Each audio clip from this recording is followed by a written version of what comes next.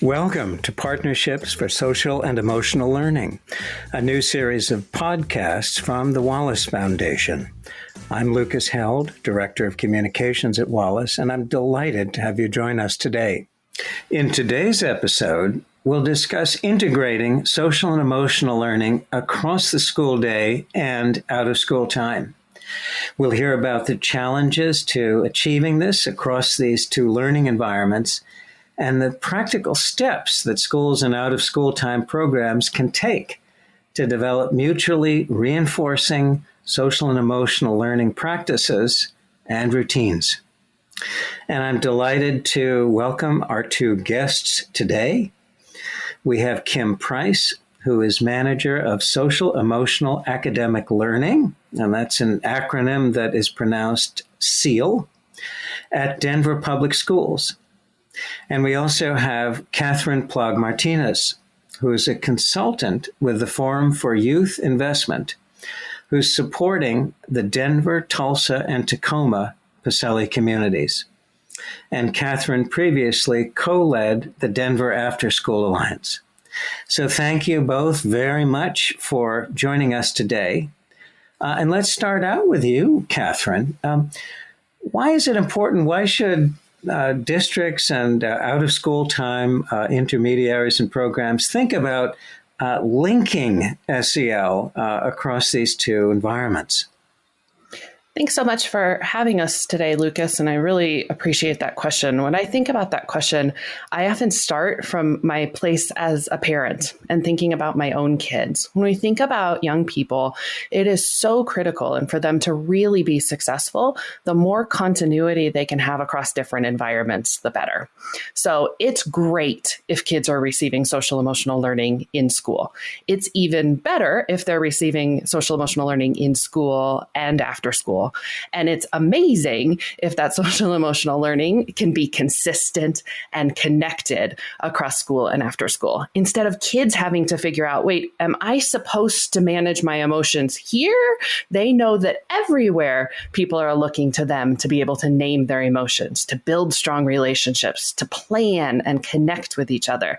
And it just makes it easier as a kiddo to navigate that, but it also makes those outcomes stronger because those lessons are being reinforced. And so again, from that parent lens, what I see for my kids is the more places they're experiencing it, it also gives it credibility. It's not just mom saying it, but it's the teacher saying it and the person in the cafeteria saying it and their after school program saying it as well. Thank you, Katherine. And Kim, let's get your perspective on that basic question. Katherine talked about making it easier for kids to navigate, and also the power of reinforcement was the word she used, extra credibility. Do those resonate with you? Yes, absolutely. I think Katherine was right on in thinking about the unique opportunity that we have to connect with our students, especially some of our most vulnerable students who are perhaps at our schools from 7 a.m. to 7 p.m. And if we can have a continuous through line that is speaking social, emotional, academic learning for these students, we are increasing their opportunity to be successful both in school and out of school and in life. And when we can do the heavy lifting on our part and have continuity of language, continuity of rituals and routines, behavior structures, positive supports, we are creating an environment where our students can really thrive. So you've seen, anecdotally at least, an impact on the student body. Absolutely. We know that sometimes we know that relationships are very important. And for some of our students, those relationships happen beyond our everyday teachers in the classroom. Perhaps they happen with our out of school time leaders, coaches, with other folks in the building. And when we have taken the time to focus on those relationships through social emotional language, we've seen our students really bond with particular adults in their building and form relationships that build confidence, that build support structures that create trust, and really create a sense of belonging. And we know when we have that sense of belonging that our students really thrive. And so we've seen some specific students just really grow from having these trusting relationships rooted in social emotional language. Lucas, that makes me think that Kim and I both answered your question from the perspective of students. But we've also seen that relationship growth in adults. And that's another reason to have that continuity. In Denver, I've really watched the team go from talking about school and after school to talking about a community. And when the adults feel they're part of a shared community and they feel like they belong and are connected, it becomes easier for them to build those relationships with students. And they each bring their unique connections to the community and to kids into the conversation and into the service of their students. That's a really interesting transition to Mark, Katherine. And I'm wondering, RAND in its a study on the early lessons found that there was a kind of a power differential to get over. Was that something that that you had to think about in your kind of advisor role to this project? And then Kim, love to get your thoughts on that as well later. Yeah, absolutely. I mean, I was in a unique position when I was supporting the Denver After School Alliance that I actually sat in the district. And so have experienced that in terms of leading my own staff pre-PSELI. And there is a differential. We need to own that education, K-12 education and after school programs come to this work from different starting points. They have different expectations in front of them. They have different education that they bring to the table, but they also each bring really unique strengths and benefits. And what I have seen as I've supported communities, we've talked a lot about how do you openly have that conversation. And what I've seen, really to point to Denver, it's happening in other communities as well, but a number of schools where the school leader, the school SEAL champion, and the out of school time provider have really been able to identify what are the things that we do really well during the day that would be great in after school, and what are the things that they're doing really well in after school that we can bring into the day. And when we think about those strengths that each brings, it becomes less about who's in charge, who has more authority, and becomes more about how collectively can we learn and grow and improve. So it sounds like people got a view of kind of complementary strengths. That's right. In each of the sector. Kim, was this, from your perspective, a challenge that had to be overcome? Absolutely. I think that one of the biggest growths, if I'm remembering correctly, in some of the RAND data was that mindsets and perceptions were shifted about out of school time providers and their role that they have at the school.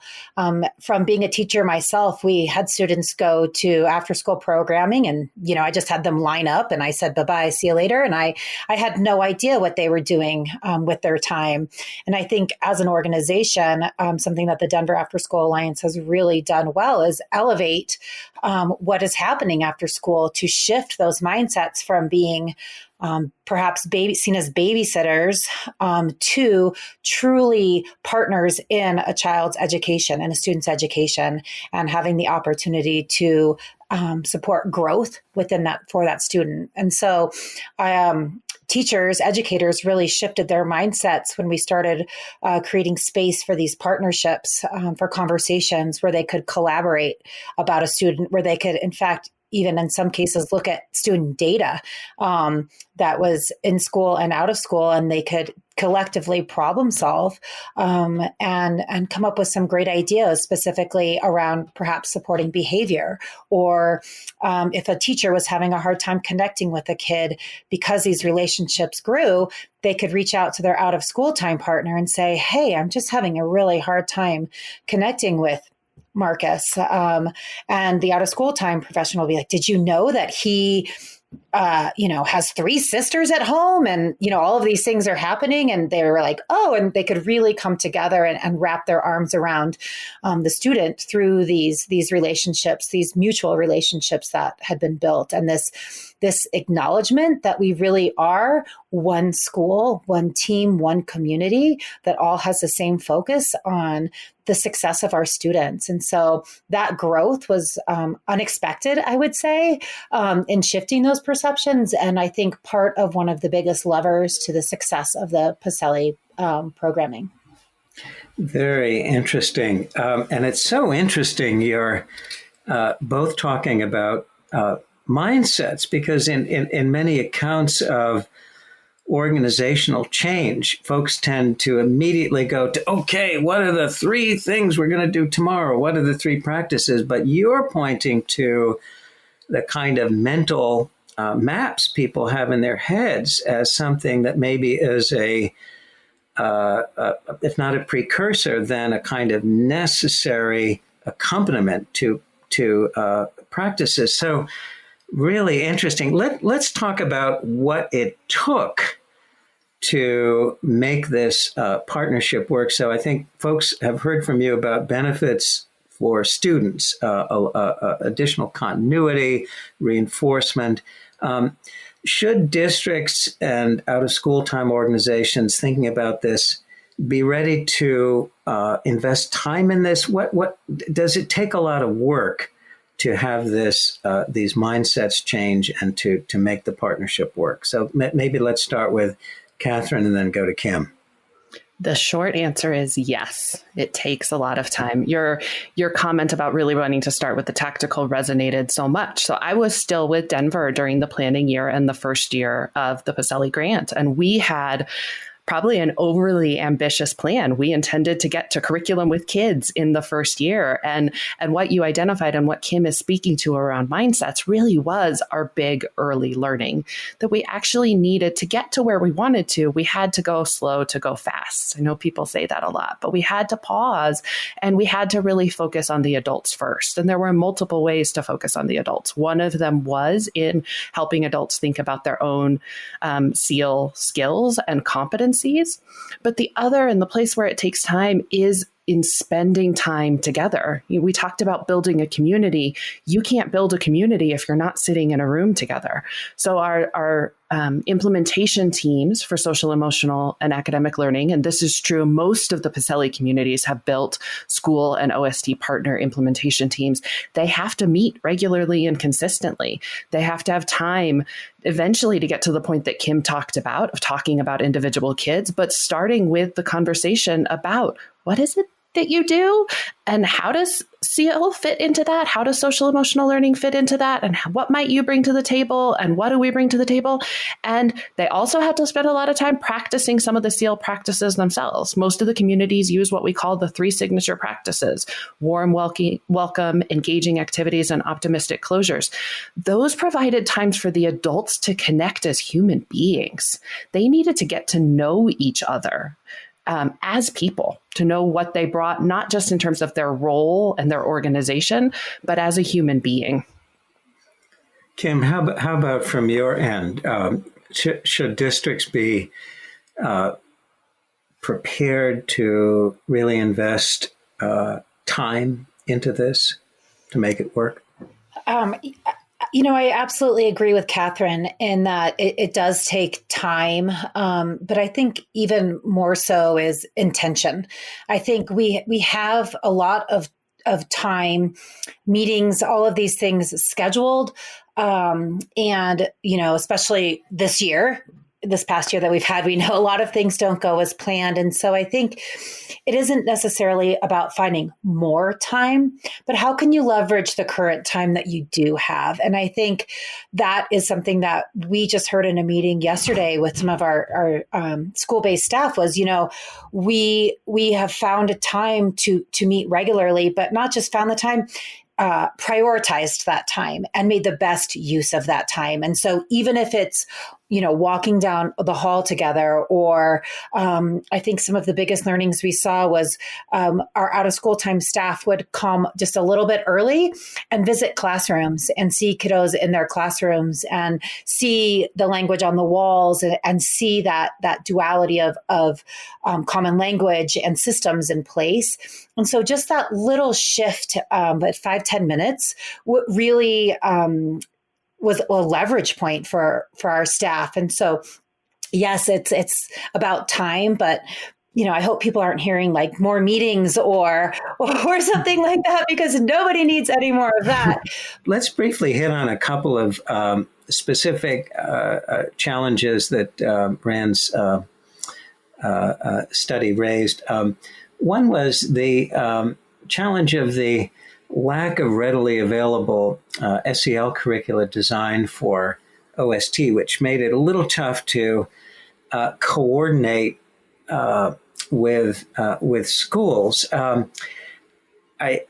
So is that an issue, and any kind of advice that has emerged from your work for other districts on this question of curricula? Let me turn to Katherine for that. Yeah, I think it definitely has been a challenge. And I think luckily over the course of the PSELI initiative, we're seeing more SEL curriculum designed for the out of school time space. So that's exciting, but that still doesn't fully solve the challenge that you're pointing to and identifying. So I think what we've seen different places doing in Tulsa, a number of the schools have selected a theme that they're focusing on for the month. And then it allows opportunity to think about, okay, in the day school, we might be addressing that in part with our curriculum and our explicit instruction. In after school, we can think about how we infuse that into our different activities. Maybe we have an arts unit that we're doing, or we're thinking about poetry, and we can bring those themes into the after school space even without that curriculum. I think in both the school and out of school time space, we have found that while having a curriculum is important, we also need to build skills of our teachers and providers and educators to be able to adapt that curriculum to fit their specific community, and to continue to think more about how they integrate whatever the lesson of the curriculum is into all the other aspects of learning and programming. So while yes, it's a barrier, I think that doing what we do best in out of school time space in terms of really intentional program design is more important to overcoming that challenge than having a curriculum is. And Kim, that kind of echoes your earlier comments about, instead of thinking either or, school or OST, out of school time, that is, thinking about unique strengths and benefits. So I gather, do you think that this limited amount of curriculum that's focused on OST for SEL is an impenetrable barrier? I completely agree with Katherine, is that it can appear as a barrier at first, but there's so many more aspects that I think outweigh that obstacle. The curriculum is one piece of what we like to call the four legs of the stool, where explicit SEL instruction happens, right? Where we're teaching students language, specifically self-awareness is, social awareness is, right? Relationship building. And so in addition to that, which is a very important piece, it's about the climate and culture that we create, where we welcome self-awareness, where we honor students that show up with it, where we name relationships being built, where we say, oh, wow, I really see you managing your emotions. How does that feel? And so that's the climate and culture that we're creating, a social and emotional climate and culture, as well as integrating it into the programming, just like Katherine mentioned. Historically, out of school time is a positive youth development opportunity for our students, whether it's through sports, arts, creativity, playing, etc. How can we see those strengths, those competencies coming out and make those connections, right? So how can we integrate it? In day school, we talk about integrating it into math, science, etc. After school, how can we integrate it into the actual, the playground, the interactions, the circle time, all of the opportunity to reflect, a quick reflection. How did that feel? Is a great opportunity for kids to transfer those explicit language skills. And so I think it can initially be an obstacle, just like it was, I would say, in the day school as well, thinking what curriculum, what should we do? Lots of times we look for curriculums to be the answer to what we're all looking for. And any educator out there will say a curriculum is one piece of the puzzle. It can certainly help, but it is definitely not the solo answer. And that's really helpful. And it sounds like both of you, in a sense, are talking about some skills, some ways of interacting with students that, in a way, transcend a specific curriculum, and thus can really be common uniting elements that, as you said at the start, reinforce for students ways of productively navigating conflict and thinking about tasks that they're working on. Kim, one of the things that you've done to kind of encourage use of these practices, approaches, have been walkthroughs and quality rating tools. Maybe tell listeners a bit about how that worked in Denver. Yeah, thanks, Lucas. I think that was part of our biggest learning was when we talk about the work that we had been doing, many folks ask, well, what does it look like? And so how could we create the picture of what it looks like and what we were striving towards achieving? And so we had the opportunity through our partnership with Castle to go down and visit with Nashville public schools, Metro Nashville public schools, and learn from them. They had created a walkthrough tool where they really looked at what would we see in a social emotional classroom. What would it sound like? What would it look like? What would adults be doing? How would students be reacting? And so that we could give folks in a sense, a look for tool to say, this is what we're looking for, so they knew what to strive for. And so we took that time with a lot of work with the Denver School After Alliance lead, Miranda Cook, to really think about what would be mutual in these spaces that we would see in school and out of school. So when we talk about instruction, it was instruction. When we talked about behavior, it was behavior. It wasn't necessarily like in school or out of school. We also incorporated common spaces like the cafeteria, the playground, because we know that that's a great opportunity for a lot of social emotional learning to happen, be tested, and an opportunity for students to show and demonstrate those skills. And so we said, okay, let's think about climate and culture. Let's think about academic instruction, explicit instruction. Let's think about integration, and let's think about partnership, and really think about what would it look like in Denver. We also connected it to our educator evaluator tool and some of that language. We were intentional in incorporating our trauma-informed language and practices that we had been focusing on, as well as spent some great time collaborating with our culturally responsive team to make sure that we could use some of that culturally responsive language, because we know that it all overlaps. Like when we're talking about great instruction and climate, it happens in a safe, secure, culturally responsive, trauma-informed environment. And so we thought about what that would look like, and we created a tool that we could use during school and after school. And we would walk through classrooms and out of school spaces and just get a sense of what was happening, and really use that tool to elevate strengths and build on strengths. And the reception for that among teachers, how did that go? I would say that's a great question. That was a big learning curve for us. I think here in Denver, the perception is if someone comes into your classroom with a piece of paper and a pencil and they start writing things down, that they're evaluating you. And so we had a lot of work to do on changing that perception. We went from, being in classrooms from 40 minutes and typing everything that we saw and heard to just getting a sense and a feel of what it was like to be in that classroom, and then coming out and really coming together to talk about what we had seen. And we were very intentional on the feedback that we provided, and that it was what we could say global or grade level specific. We never spoke to, the negative things we saw in specific classrooms. We just took some time to elevate those strengths and share the information with the schools and the out of school times together. and say, hey, what does this mean to you? How does this align with your strategy of what you've been working on? And I think one of the biggest opportunities that we saw was the opportunity to increase student voice, choice, and leadership. And I think when we put that out to folks, they really began to look at their classrooms and their out of school time spaces a little bit differently, saying, I never really thought about that.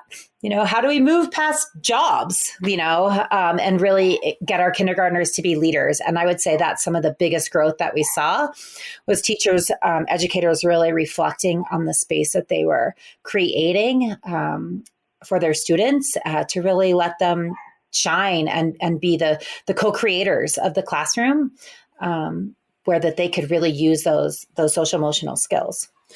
Well, thank you for your candor in talking about how something didn't work at first, but you evolved it. And it sounds like you were using some of the social and emotional skills, if you will, to inform that adjustment. So I think a really instructive story.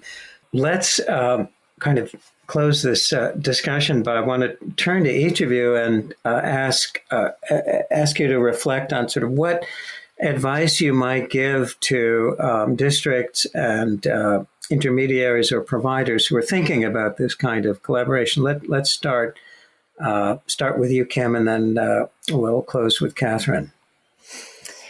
I think what comes to mind, Lucas, is that, social emotional learning isn't anything new. This has been something that's been around. And, through the pendulum shifts in education, it has the opportunity to be elevated and through the time right now in our nation, and what we've all been experiencing in this last year is given people a bright light to shine to say, wow, this is really needed. And so I think the advice that I would give folks is, you're doing it. So build on what you have in place, build on those strengths, build on that language, build on, there's pockets of success at every school, elementary schools. This is the essence of most elementary school teachers, right? They want to build relationships. They want to teach kids this stuff. And so I would say leverage those strengths. And within those strengths, really think about how you can connect with other departments, other priorities, other community member parents, all of those all of that, because partnership has been the biggest piece, I would say, that has been the growth for us. Denver Public Schools and the Denver After School Alliance have, I would say, the strongest partnership. We always are told across the PSELI. And I think that's because we really spent that time together to develop our own relationships.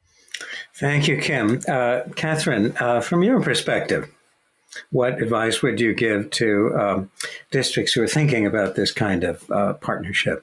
Yeah, I mean, my advice really builds from Kim's, and I think you've heard us both emphasize it throughout, that you have to intentionally start with the adults and having deep conversation about what partnership means. And I would say the same thing, even if a district is just doing this themselves. If you're partnering across district and out of school time, you have to have authentic conversations about where you're coming at this work from different places and how you can build together. But even if you're working just within your own system, taking time to think about relationships, taking time to think about what this means for different roles, taking time to think about the supports that come in is equally as important. But you have to start with the adults first, and you have to think about relationships at every step of the way. Absolutely. Well, this has been a terrific conversation. I think it's reminded me of the old adage that in order to benefit students, you really have to think about the adults first, because they are so influential. We've heard about benefits to students from alignment. We've heard about the importance of mindsets. We've heard of transcending competencies that, in effect, sit above practices. We've heard about the need to evolve, the importance of onboarding, and to think about the two sectors as having complementary and distinctive assets. I think this advice is very helpful to people, and I want to thank our two guests. Thank you both.